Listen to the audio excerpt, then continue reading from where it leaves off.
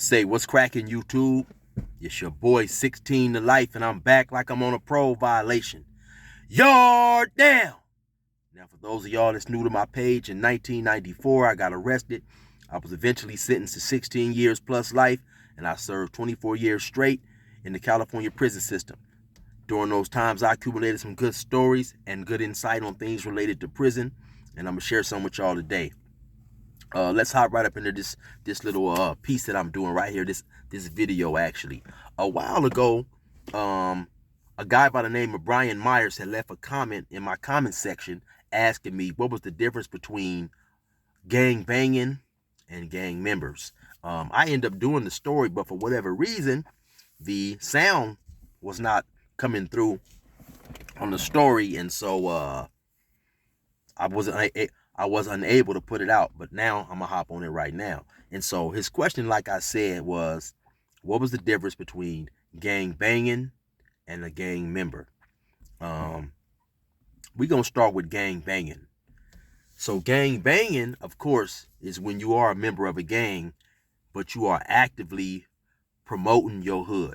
You out there, you with the business, you set tripping, you might be writing on walls, you might be hitting people up. And let me say this too, because it's been a while since I've been involved in all that thing and all those type of things. So I'm speaking from an aspect of what was going on back in my days when I was out there in the streets, which is, the mid to late 80s. And so, as I was saying back then, gang banging, of course, was promoting your hood, representing, campaigning, and that consisted of a lot of different things. Spray painting your name on the wall, dressing in your gang colors, your gang attire, being G'd up, being out on your block, being in the area where your homies hung out at, and basically just representing your hood, hitting people up, letting them, when I say people, I'm talking about other gang members.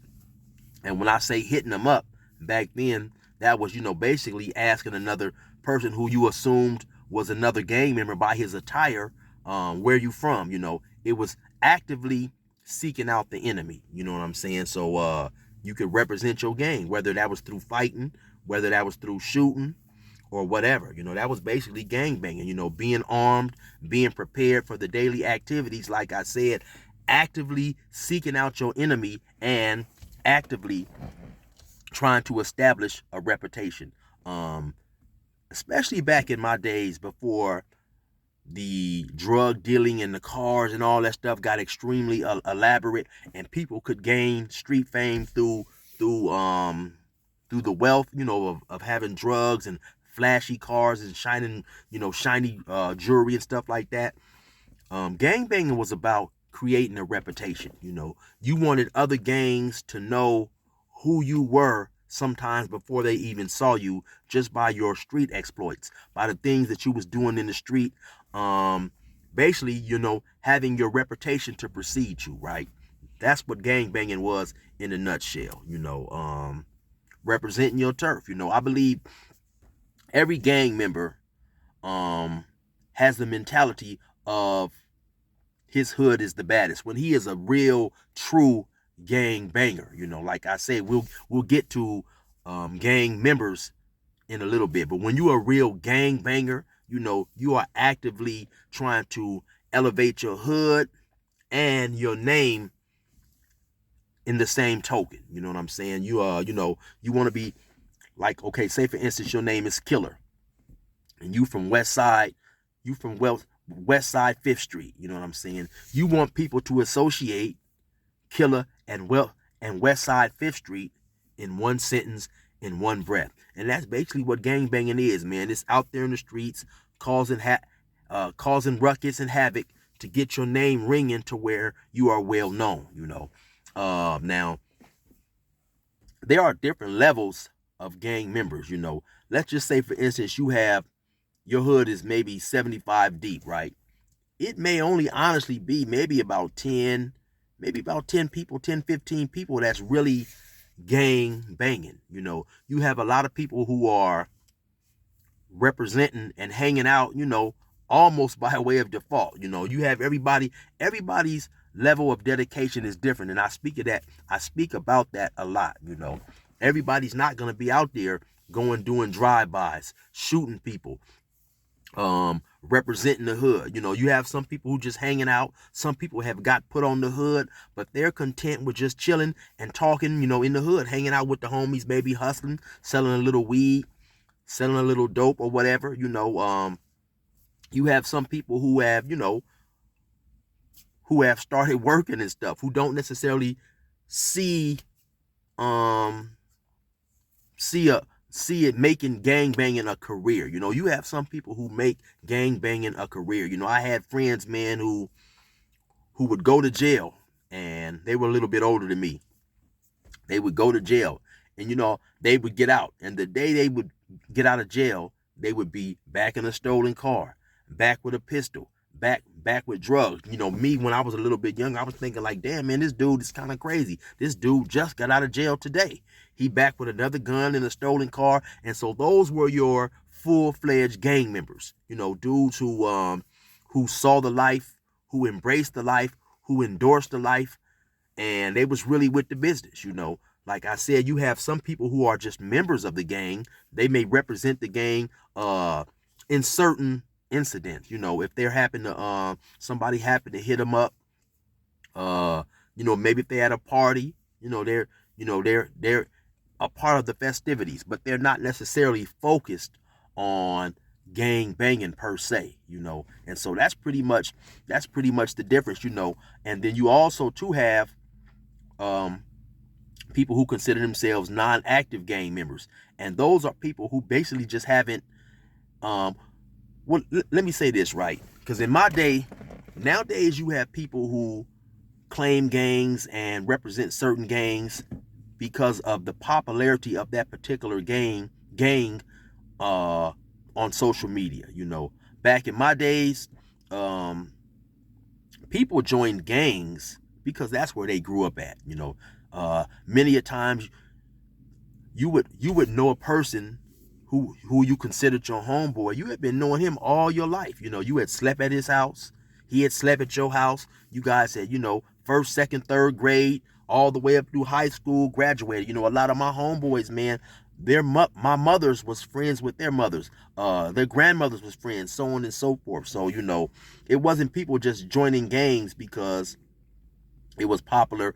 You may have had a certain rapper who made a certain gang popular. Now people want to join that hood because they wanted to be associated with that. Like I said, the majority of my friends who we end up later on being from the same gang, we had been knowing each other for years and years and years. So it was more like more like a family.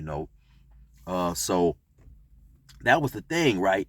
And so now with some of these non-active gang members, even though they're not out there actively gang banging, looking to run across other enemies, looking to fight and shoot people, they still have a connection to where they grew up with. And so that's why it's hard sometimes for people to disassociate themselves from their gang, because basically, their gang is their neighborhood, and their gang is really just a collection of friends. So though it may seem hard and nonsensical for a person who's never entered that type of lifestyle, that's what it is. And so while they're not actively out there trying to commit crimes, they're still from where they're from. Like I said, many gangs was formed in particular neighborhoods and streets that people hung on, and that's why you have a lot of people who are not actively gang banging still consider themselves gang members, because we also got to keep in mind this point right here, right? If you were one of those dudes and you were a real gang member and your reputation was cemented in the streets, people knew who you were on site, by name and by reputation, you never really can stop being a gang member, because you may have changed your life, you may have matured, but the things that you done in the street are always going to be out there. There's always going to be people who disagree with what you done, They're always going to be family members, friends of friends. You may have younger brothers, maybe the children of people you harmed or hurt, uh, who still see you as that same gang member. And that's why being a gang member is such a it's it's a cold situation and a cold choice, because it's a bed that once you lie in it, you got to stay in it. You no matter how much you want to change your life, no matter how much you may change your life, it still may be people out there 30, 25 years later that want to do you harm because of something that you done. And so for those of you guys who never joined gangs, that's definitely something to consider. You're not always going to think the same way that you thought when you was 18, when you was 14, you was 15. So, you'll definitely, listen, some people say that you can be jumped in a gang, and then, if you want to get out, you can be jumped out. And that's true to a certain extent. But if you was really active, if you was really running around, putting work in, there's always going to be people potentially who want to get you, who want to get you back, who want to pay you back. And so even as a non-active gang member, you may still have to be armed. You may still have to be prepared, because when a person runs up on you for something that you done back in 1997, 95, 2000, he don't want to hear, homie, I don't bang no more. I don't bang no more. So, that's the difference between the choices that we make. Some of these choices that we make when we join these streets, we can't undo. And so, yeah, a non-active gang member, he's not writing on the walls. He's not out there hanging on the block, hanging with his homies. He's not riding around looking for enemies. He's not hitting people up. You know what I'm saying? But still in all, he still can be harmed if he happens to run across another gang member. Because if another gang member recognizes you or he hits you up and you still have that gang member pride, he asks you, hey, homie, where you from? Now, your pride is going to make you say, yeah, I'm from West Side, I'm from West Side 5th Street, because that was one of the things, as a gang member, when someone challenged you, regardless of how many people was there, regardless of if it may have been 5 or 6 of them and only one of you, as a gang member, a true real gang member, the mentality is you have to represent at all times. You cannot mark out, because if you mark out and you say, oh, I don't bang, then those dudes see you maybe 2 or 3 months down the line in county jail or wherever. Oh, homie, well, when I hit you up at the liquor store, you said you didn't bang. So, yeah, marking out was definitely a disgraceful thing. A lot of people, honestly, have been killed, beat up, shot, or hurt severely because they did not want to mark out. So all that stuff, plays a major part in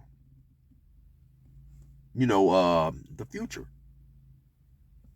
When you choose to no longer represent, you choose to want to change your life, you got to keep in mind there's always going to be people out there that's still going to see you as the gangbanger you was 10, 15, 20 years ago, especially if you was out there putting work in, shooting at your enemies, harming your enemies and stuff like that. And so, like I said, it's joining the gang is really a decision that's really almost impossible to undo.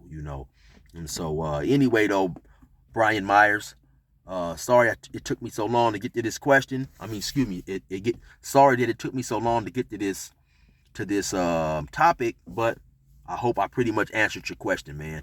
You already know what it is. It's your boy 16 to Life. Resume normal program.